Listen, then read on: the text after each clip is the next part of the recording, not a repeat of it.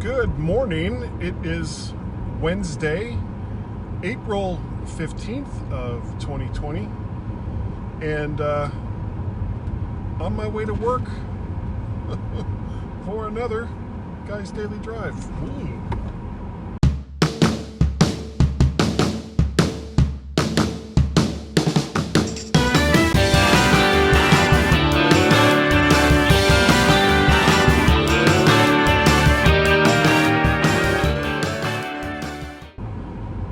And hello to everyone who may or may not be watching this live, or maybe watching it on tape delay, or audio delay, or however it is that you may be consuming this particular content. Welcome to Guy's Daily Drive, a show that is not daily, and a show that increasingly isn't when I'm driving.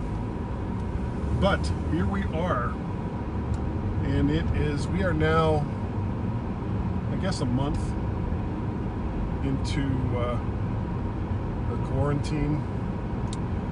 Yeah, and its novelty is kind of worn off.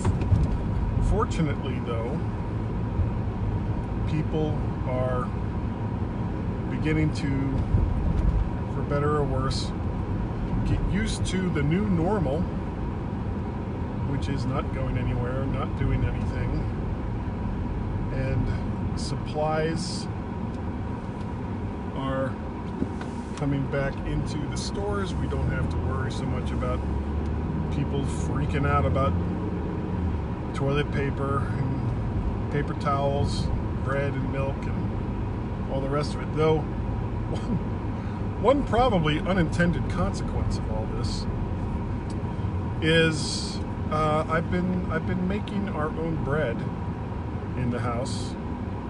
I'm on my fourth loaf, I guess, that we're eating right now, and they're really super tall. If you go back into my Facebook feed, you'll see a picture of the first one I made, and they're like really super tall. So when we cut them, I don't cut them in the middle and all that, because why? We just cut a piece off the main big tall slice and then cut that in half, and that's a typical piece of, more or less, of sandwich bread. And my wife and I had bought a bread maker probably 10 years ago or so, and we used it a couple times, and then the cabinet it went, never to be seen again, because it's just too easy when you're at the grocery store to pick up a loaf of bread. Well, it's not that you can't get loaves of bread in the grocery store. It's not a hoarding thing. It's not a supplies can't get in kind of thing. It's a we're bored to friggin' tears and are looking for something to do thing. So one of the things that I've been doing is making bread. And I've made two different kinds of bread. Your basic white glutinous sandwich bread, and that's relatively easy. That's just a couple of ingredients. You throw it in the bread maker, and 3 hours later, you've got a loaf of bread. The other one that I made was less than successful. I'd also, when I picked up a big bag, it's like a 10-pound bag, which really I guess isn't that big, of all-purpose flour, which I use for the regular kind of bread. Well, at the same time, while I was at our local big box grocery store that I won't name, but their costs are low if you buy in bulk.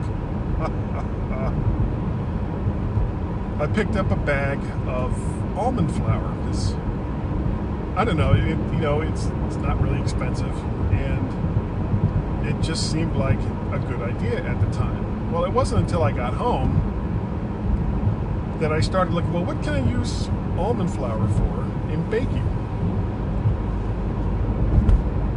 And as it turns out, you can't really use it the same way that you use bread flour or cake flour or all-purpose flour, because it's got a different kind of texture to it, and the way that it deals with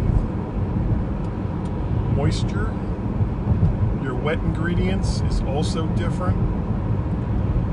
And when I looked up recipes that exclusively used almond flour, of course, there weren't as many as you'd find for all-purpose flour.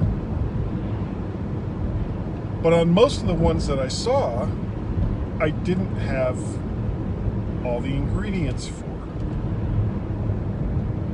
So, what I did instead, for better or for worse, was to improvise. Well, when you improvise in baking, you sometimes get surprisingly delightful results. This was not one of those times. I put all the stuff, and I don't even remember what it was I was going for. It was some kind of, it had pecans and raisins or walnuts. It was supposed to be kind of like a, this is the, the kind of bread that you cut a slice off of when you're finished with dinner, and, kind of a dessert thing. Well, I would not have recommended this bread when it was finally pulled out. And it looked okay, but when I finally pulled it out and I tried some, it was like, wow, this has managed to have a hard outer crust and a nearly unbaked gooey center, both at the same time, because, that's what you want in a bread. Well, not so much. So, not exactly my finest baking hour. Now, when I'm only going into work today for about 4 hours, more or less, just to take care of some things that I can't take care of from home. And most of what I do, I've been able to take care of from home.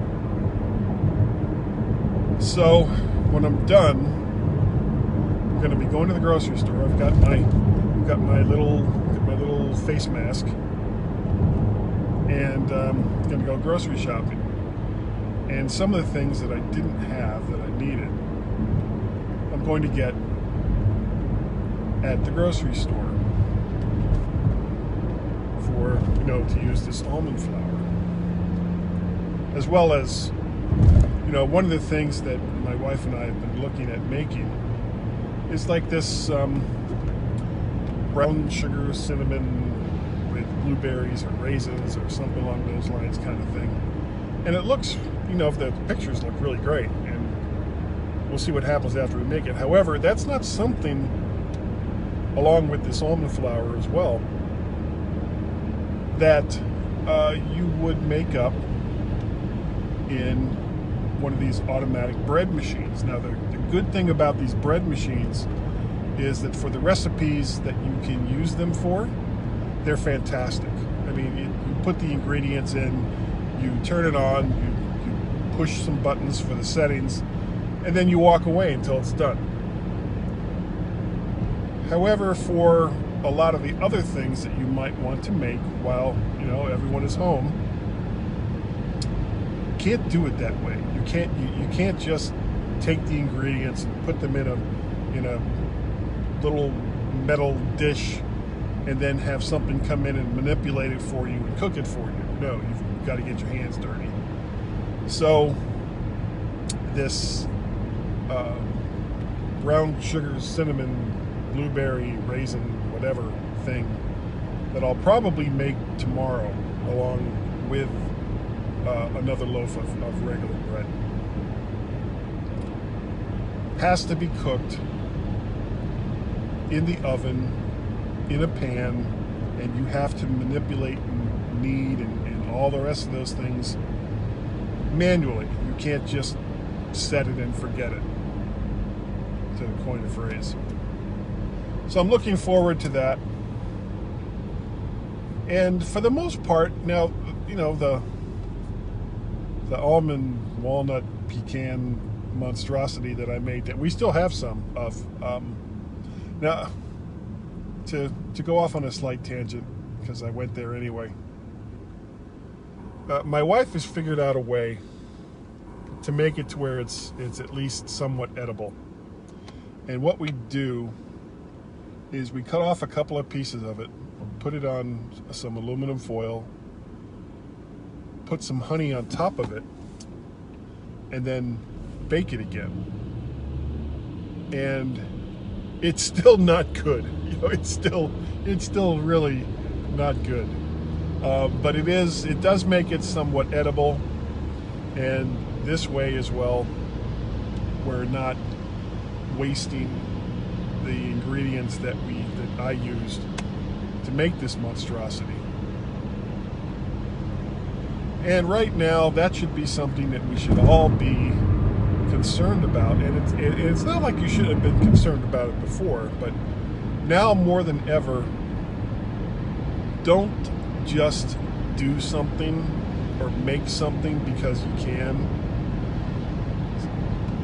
Have it serve a purpose. Have it be something that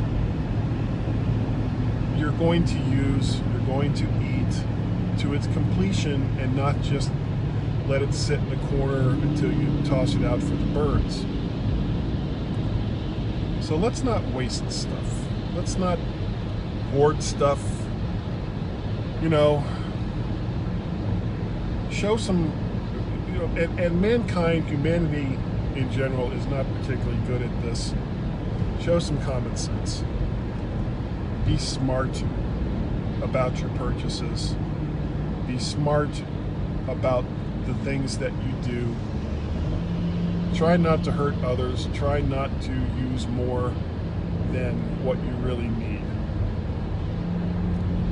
And I'll jump off that soapbox. So, want to say thank you